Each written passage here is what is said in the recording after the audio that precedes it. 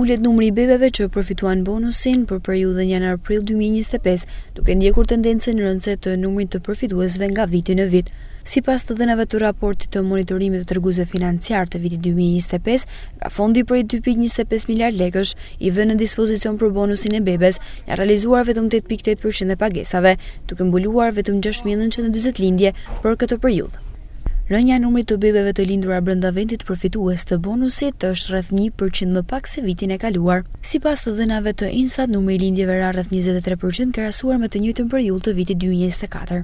Të dhënat tregojnë një trend në rënje të bebeve përfituesve që kanë lindur brenda vendit. Bonusi i bebes për lindjen e fëmijës deri në fund të vitit 2023 është përfituar edhe nga familje shqiptare që jetonin jashtë, për sa kohë që fëmia regjistrohen në Shqipëri. Për shkak të përqindjes së lartë të përfituesve jashtë vendit dhe kufizimeve buxhetore, Ministria e Shëndetësisë propozoi ndryshime ligjore për të përjashtuar nga përfitimi personat që nuk janë rezidentë në Shqipëri. Ndryshimet në ligjin nr. 57/2019, qeveria vendosi një kusht të ri ku njëri prej prindërve ose të dy duhet të kenë jetuar të paktën 6 muaj në Shqipëri para se të lindë fëmia me qëllim përfitimin e bonusit, gjë e cila do verifikohej nëpërmjet sistemit TIMS. Prindi gjithashtu duhet të plotësojë një formular vetëdeklarimi ku shkruan që jeton në Shqipëri.